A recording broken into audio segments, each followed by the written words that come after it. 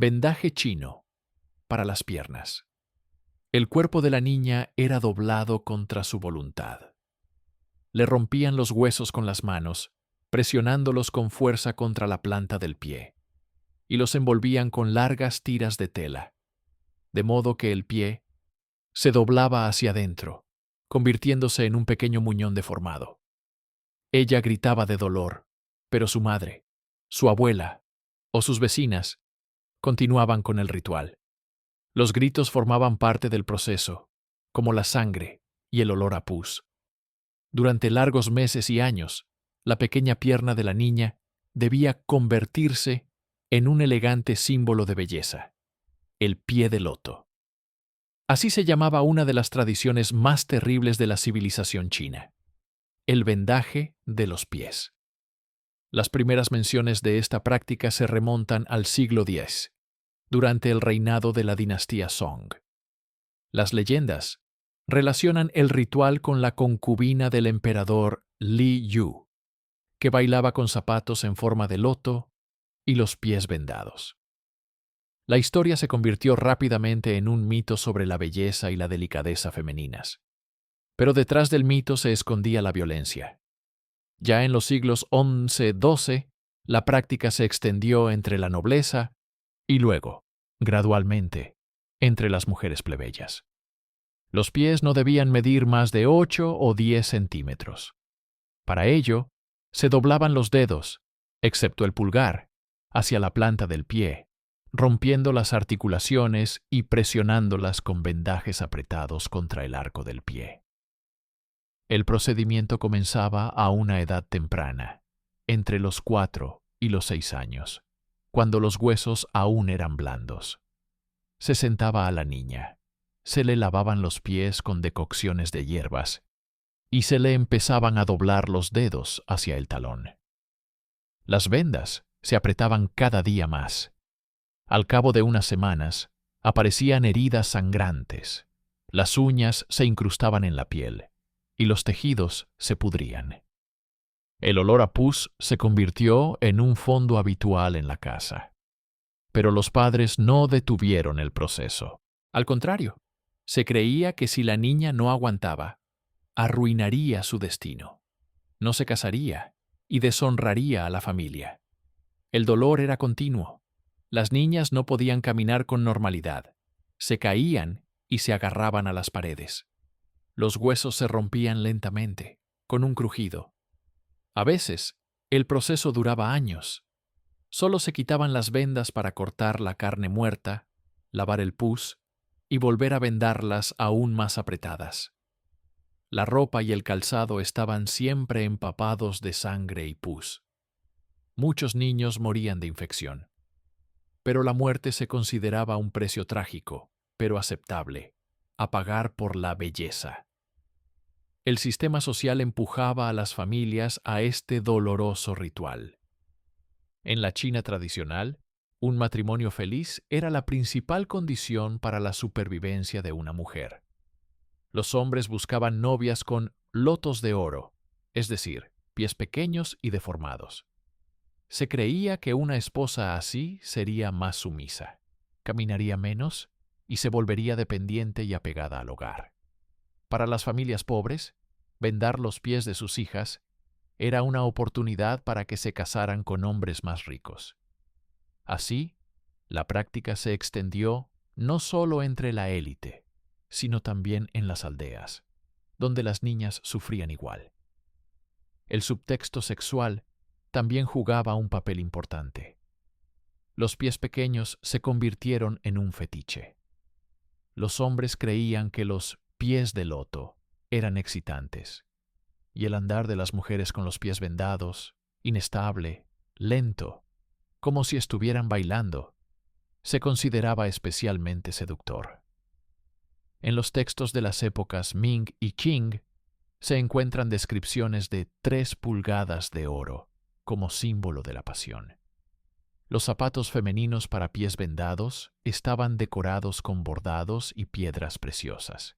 Se convertían en objetos de colección, y los hombres escribían poemas y tratados sobre la belleza perfecta del pie pequeño. La medicina de la época no veía esto como una enfermedad.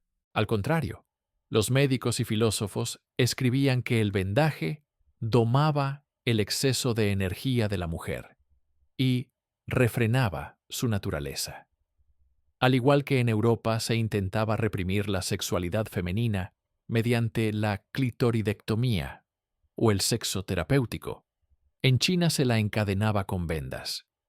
La idea de controlar el cuerpo de la mujer en nombre de la moralidad se extendió por todo el mundo, y la versión china de esta idea, el vendaje de los pies, fue una de las más dolorosas. Las mujeres que pasaban por este proceso quedaban discapacitadas de por vida. Su forma de caminar era dolorosa. No podían estar de pie ni trabajar durante mucho tiempo. A menudo se les pudrían los pies, se les caían los dedos y se les cubría la piel de úlceras. Pero precisamente esta debilidad se consideraba una virtud. La mujer debía ser indefensa y dependiente. En los siglos XVIII y XIX, vendar los pies se convirtió en una práctica casi universal. Según estimaciones de los historiadores, más de la mitad de las mujeres de China tenían los pies vendados, y en algunas regiones hasta el 90%. Las niñas sufrían dolor, sus madres y abuelas apoyaban el ritual, y los hombres admiraban los lotos de 3 pulgadas. El sistema se cerró sobre sí mismo, y era imposible escapar de él. Así, el vendaje de los pies se convirtió en una de las formas más masivas de tortura, legitimada por la cultura. Combinaba todo: dolor físico, presión social, justificaciones religiosas y fetichismo sexual. Y duró casi 1000 años. El auge de vendar las piernas se produjo durante la dinastía Ming y especialmente durante la dinastía Qing, cuando la práctica se extendió a prácticamente todos los estratos de la sociedad china, excepto algunas minorías étnicas y los campesinos más pobres, que necesitaban la mano de obra femenina en los campos. En las ciudades y entre los terratenientes, los pequeños pies de loto se convirtieron en un símbolo absoluto de estatus, belleza y virtud. En este periodo, vendar los pies se convirtió definitivamente en un símbolo de identidad cultural. Una niña sin los pies vendados era considerada salvaje o indigna, y sus posibilidades de casarse eran prácticamente nulas. Las madres y las abuelas, que habían pasado por el dolor de la fractura de los huesos, se convertían en las principales ejecutoras del ritual para sus hijas y nietas. Ahí estaba el terrible paradigma. Las mujeres reproducían la violencia, porque sabían que, sin ella, sus hijas estarían condenadas a la pobreza y la vergüenza. Cada etapa del vendaje tenía sus propios horrores. Primero, se doblaban los dedos hacia la planta del pie y se fijaban con una venda larga, impregnada, en una decocción de hierbas que debía aliviar el dolor, pero que a menudo provocaba gangrenación. Luego, las vendas se apretaban cada vez más, día tras día. Los dedos se rompían, las articulaciones crujían y los huesos cambiaban lentamente de forma. A veces, a las niñas les rompían el arco del pie para acortarlo. Al cabo de unos meses, la pierna se convertía en una herida sangrante. El pus salía a borbotones, las vendas se empapaban de sangre coagulada, y el olor era tan fuerte que las niñas no podían dormir por el hedor. Pero no podían rendirse. Sus madres las presionaban, las amenazaban y les recordaban que su futuro dependía de ello. Los viajeros europeos de los siglos XVII y XVIII describieron con horror lo que vieron. Los misioneros jesuitas informaban de que las niñas pequeñas eran tratadas como prisioneras y que sus pies eran torturados a diario hasta que parecían un trozo de carne envuelto en tela. Un comerciante inglés del siglo XVIII escribió: «Vi a una niña de unos 7 años caminando por el patio. Cada paso era una agonía y se agarraba a las paredes para no caerse. Su madre, orgullosa, me dijo: «Pronto se convertirá en una mujer de verdad». Para los europeos esto parecía una barbaridad, pero para la sociedad china era una necesidad. El tamaño del pie tenía un significado especial. El ideal era 3 pulgadas de oro, unos 8 centímetros.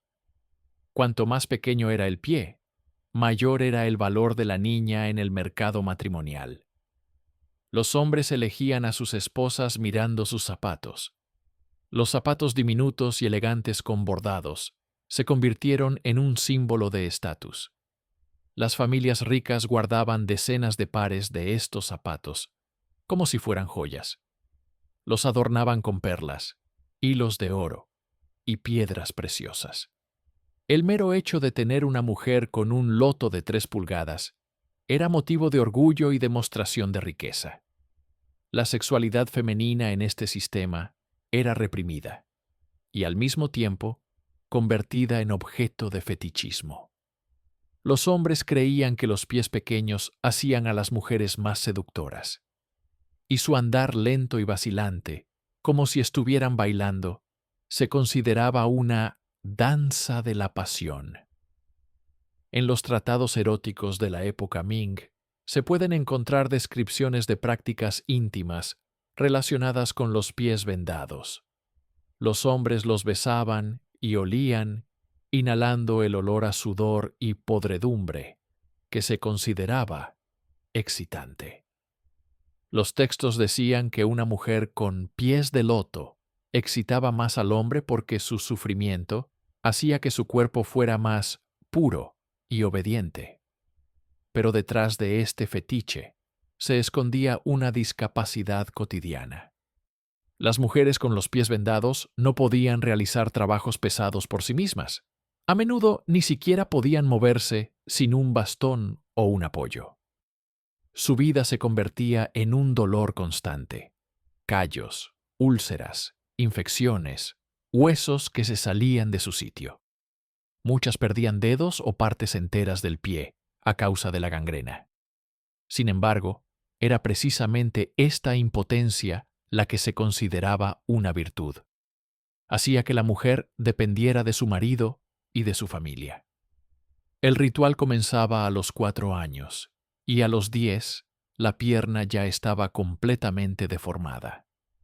Las niñas quedaban discapacitadas antes incluso de aprender a ser adultas. En las escuelas para niñas, las clases se impartían sentadas, y el aprendizaje de oficios y escritura se realizaba en una posición que les impedía levantarse y caminar. Y todo esto se consideraba normal. En el siglo XVIII, la práctica se extendió por vastos territorios. Según estimaciones de los investigadores, en la dinastía Qing, más del 80% de las mujeres de la etnia tenían las piernas vendadas.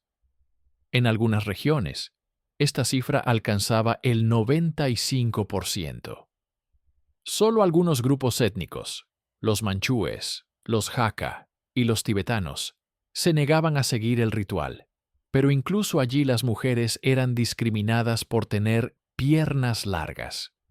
Así, en las dinastías Ming y Qing, vendarse los pies no era solo una tradición, sino un sistema global que determinaba el destino de las mujeres. Todas las niñas debían pasar por la tortura.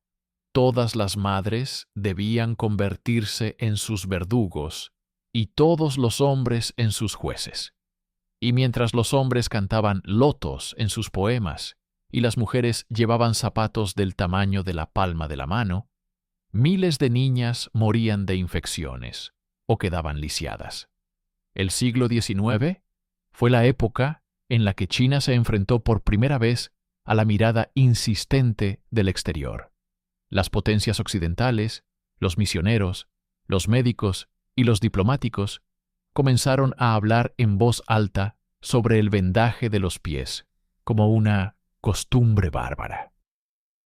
Pero para millones de familias chinas, esta práctica no era solo una norma, sino la única oportunidad que tenían las niñas de sobrevivir en una sociedad en la que el matrimonio era su destino. En esta contradicción, el ritual se convirtió en un símbolo. Para los extranjeros, una prueba del atraso de China. Para los propios chinos, un marcador de identidad cultural que no se podía rechazar, sin temor a perder la dignidad y el futuro.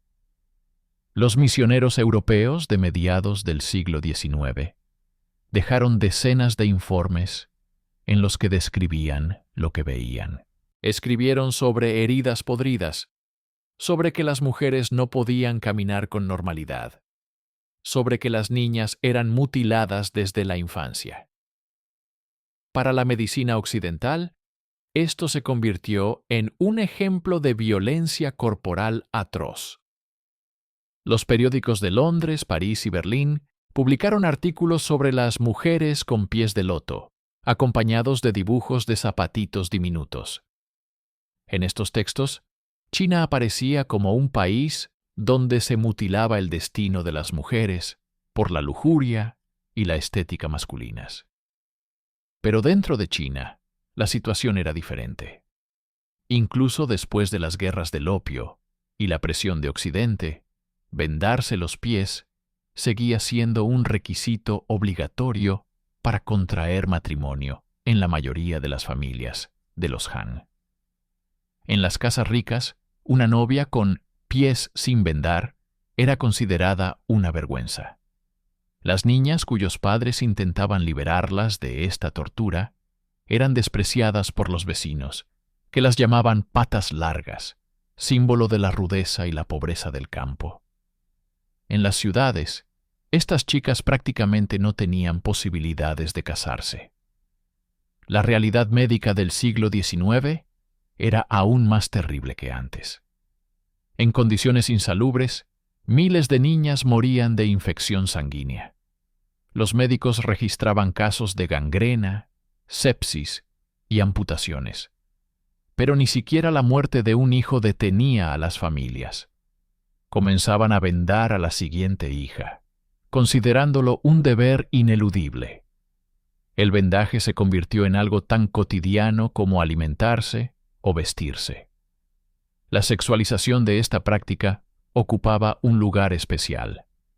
En la literatura del siglo XIX, los hombres describían los pies pequeños como objeto de pasión. En diarios íntimos y tratados eróticos se encuentran frases sobre la dicha de inhalar el aroma de un zapato o disfrutar del caminar de una mujer que apenas puede andar. El olor a podredumbre, dolor y sudor se convirtió en un fetiche, y el zapato en un símbolo de posesión masculina. De hecho, el dolor y la mutilación de las mujeres se convirtieron en una mercancía en el mercado matrimonial y en una fuente de fantasía masculina. Al mismo tiempo, en China comenzaron a surgir las primeras voces en contra de la tradición. Los reformadores, vinculados al movimiento modernizador, escribían panfletos en los que el vendaje era calificado como la mayor vergüenza de la nación. Los intelectuales señalaban que debilitaba físicamente a las mujeres, las privaba de la capacidad de dar a luz a niños sanos y hacía vulnerable a la sociedad. Pero sus voces se ahogaban en el torrente de la cotidianidad. Millones de familias seguían vendando a sus hijas, porque sabían que, sin ello, su destino estaba sellado. Para las potencias occidentales, el vendaje de los pies se convirtió en un argumento a favor de la intervención colonial. En los documentos diplomáticos del siglo XIX, China era descrita como un país donde se mutila a las mujeres por lujuria. Los europeos utilizaron esta imagen para justificar sus guerras y sus demandas de reformas. Pero la paradoja era que en los propios países europeos existían sus propias formas de violencia contra las mujeres, desde la esclavitud en las fábricas hasta las operaciones médicas para curar la histeria. A finales del siglo XIX, surgieron los primeros movimientos organizados contra el vendaje de los pies. En 1895 se formó en Shanghái la Asociación de Pies Libres, cuyos miembros juraban no casarse con mujeres con los pies vendados. Estas asociaciones se extendieron por las ciudades, pero en los pueblos eran prácticamente desconocidas. Allí todo seguía igual. Una niña de 5 años, sus gritos, la mano de su madre con una venda, sangre en los trapos, olor a pus. Así, el siglo XIX fue una época en la que la costumbre de vendar los pies comenzó a ser criticada, y al mismo tiempo alcanzó su apogeo como práctica masiva. Millones de mujeres vivían con los pies deformados, miles morían de infección y miles de hombres escribían poemas sobre las 3 pulgadas de oro. Con esta espantosa dualidad, China entró en el siglo XX, donde el destino de los pies de loto se decidiría bajo la presión de las reformas, las revoluciones y las nuevas ideologías. El comienzo del siglo XX fue una época en la que las antiguas tradiciones chinas comenzaron a resquebrajarse bajo la presión de las revoluciones, las guerras y las transformaciones sociales. Pero el vendaje de los pies, una tortura milenaria, resultó ser una costumbre increíblemente resistente. Incluso cuando los reformadores y los nuevos gobiernos la declararon una barbaridad e intentaron prohibirla, en las aldeas seguían escuchándose los gritos de las niñas y el olor a podredumbre impregnaba las casas. En 1902, la emperatriz Cixi, que había sido vendada en su juventud, firmó un decreto que prohibía la práctica. Pero su orden no tuvo casi ningún efecto.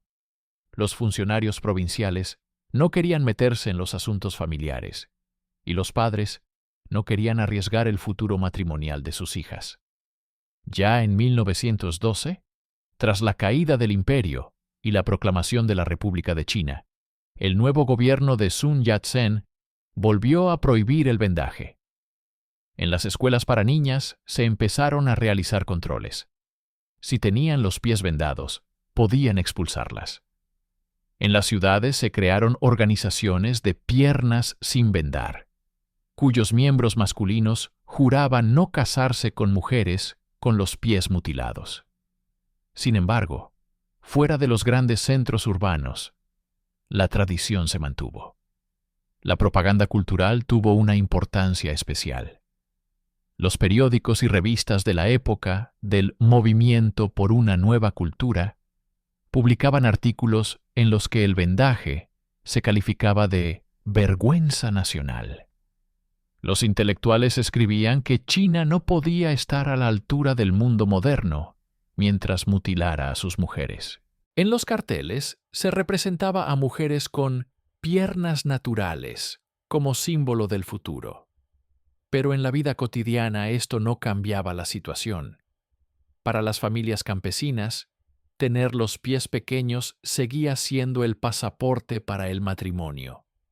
Y el matrimonio, el pasaporte para la supervivencia. La realidad de aquellos años era contradictoria. En Pekín y Shanghái, las niñas con las piernas vendadas eran ridiculizadas como atrasadas. Pero en las aldeas de Henan o Sichuan, las madres seguían rompiendo los pies de sus hijas, considerándolo un deber. Una niña sin vendajes en esos lugares era considerada fea e inútil. La presión social era tan fuerte que incluso las familias que creían en las nuevas ideas vendaban a sus hijas en secreto para no condenarlas a la soledad. Las fotografías de principios del siglo XX conservan terribles contrastes. En ellas se puede ver a mujeres jóvenes con vestidos y zapatos europeos junto a abuelas con pequeños y feos pies de loto. Estas generaciones estaban separadas por un abismo. La generación mayor apenas podía moverse, cojeando y apoyándose en un bastón. Las mujeres jóvenes ya participaban en manifestaciones callejeras, estudiaban en la universidad y exigían la igualdad. Pero en los pueblos existía una realidad paralela. Una niña pequeña llora. Su madre le aprieta las vendas y la sangre empapa la tela. En los años 20 y 30, la lucha contra las vendas se convirtió en parte de la agenda nacionalista. El gobierno de Kuomintang declaró esta práctica vergüenza nacional. Organizó redadas e inspeccionó familias. A veces, la policía obligaba a las mujeres a quitarse las vendas en la calle. Pero esta reforma forzada tuvo consecuencias trágicas. A las mujeres cuyos pies ya estaban completamente deformados, quitarles las vendas les causaba un dolor infernal. Muchas perdieron por completo la capacidad de caminar. Los músculos y ligamentos que no habían funcionado durante décadas se atrofiaron. Así, las mujeres se convirtieron en víctimas dobles. Primero fueron mutiladas por la tradición y luego por la reforma violenta. Después de 1949, los comunistas llegaron al poder y el vendaje de los pies quedó oficialmente y definitivamente prohibido. Mao Zedong lo declaró vestigio feudal. En la campaña por la liberación de la mujer, las autoridades organizaron controles masivos y multas para las familias que seguían vendando a sus hijas. En las aldeas, los comisarios obligaban a las mujeres a desvendarse los pies y a quemar las vendas. En los libros de texto se escribía sobre la barbarie de la antigua China, pero la práctica no desapareció de inmediato. Hasta los años 50, en algunas zonas rurales se seguía vendando a las niñas en secreto, ocultándolas de la vista de los funcionarios. La cruda realidad era que, incluso después de la prohibición oficial, en las aldeas siguieron viviendo durante décadas generaciones de mujeres con los pies deformados. En los años 50, 60 e incluso 70, en China se podían ver mujeres mayores que no podían caminar sin ayuda. Sus pies parecían puños carbonizados y retorcidos. Se sentaban a la puerta de sus casas y observaban cómo sus hijas y nietas caminaban libremente. Sin embargo, el poder simbólico de esta tradición se mantuvo. Para muchos hombres, las mujeres mayores con pies de loto seguían siendo las verdaderas bellezas de antaño. Sus zapatos se guardaban en cofres como reliquias y se transmitían de generación en generación.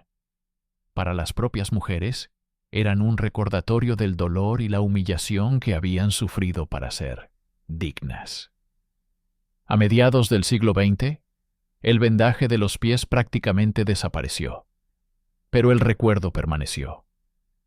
Las últimas generaciones de mujeres que se sometieron al ritual vivieron sus últimos días sentadas en soledad, con los pies mutilados, que ya no se consideraban hermosos, sino un símbolo mudo de siglos de violencia. Hay un silencio especial en la forma en que mueren las últimas portadoras de pies de loto.